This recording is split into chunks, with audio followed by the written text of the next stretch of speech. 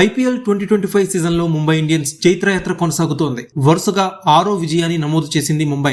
Rajasthan Royals తో జైపూర్ వేదికగా గురువారం ఏకపక్షంగా సాగిన మ్యాచ్లో సమష్టిగా చెలరేగిన ముంబై ఇండియన్స్ 100 పరుగుల భారీ తేడాతో విజయం సాధించింది. బ్యాటింగ్ లో ముంబై ఇండియన్స్ టాప్ 4 బ్యాటర్లు చెలరేగ్గా, బౌలింగ్ లో Karan Sharma, Trent Boult, Bumrah Rajasthan Royals పతనాన్ని శాసించారు. 12 ఏళ్ల సుదీర్ఘ నిరీక్షణ తర్వాత జైపూర్ గడ్డపై ముంబై ఇండియన్స్ విజయం సాధించింది. ఈ ఓటమితో రాజస్థాన్ రాయల్స్ అధికారికంగా ప్లే ఆఫ్స్ రేసు నుంచి నిష్క్రమించింది. అయితే ఆర్ఆర్ వర్సెస్ ముంబై మధ్య జరిగిన మ్యాచ్ లో ఓ డిఆర్ఎస్ నిర్ణయం వివాదాస్పదమైంది. ముంబై ఇండియన్స్ ఓపెనర్ రోహిత్ శర్మ నిర్ణీత సమయం ముగిసిన తర్వాత రివ్యూ కోరడం, అంపైర్ అనుమతించడం చర్చనీయాంశమైంది. ప్రస్తుతం ఇందుకు సంబంధించిన వీడియో నెట్టింట వైరల్ గా మారగా, ముంబై ఇండియన్స్ తొండాట ఆడుతుందని, ఎంపైర్లు ఆ జట్టుకి అమ్ముడుపోయారని నెటిజన్స్ ఆరోపిస్తున్నారు. ఐపీఎల్ మొత్తం స్క్రిప్ట్ ప్రకారం నడుస్తుంది అని, ముంబై ఇండియన్స్ ని విజేతగా నిలబెట్టే ప్రయత్నం చేస్తున్నారు అని మండిపడుతున్నారు fans.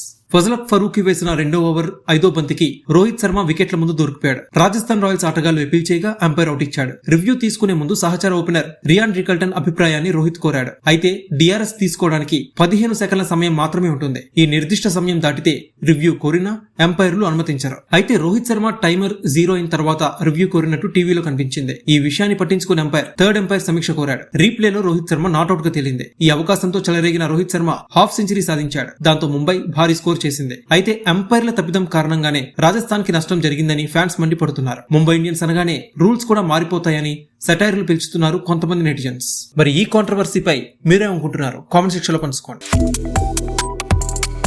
Subscribe to One India and never miss an update.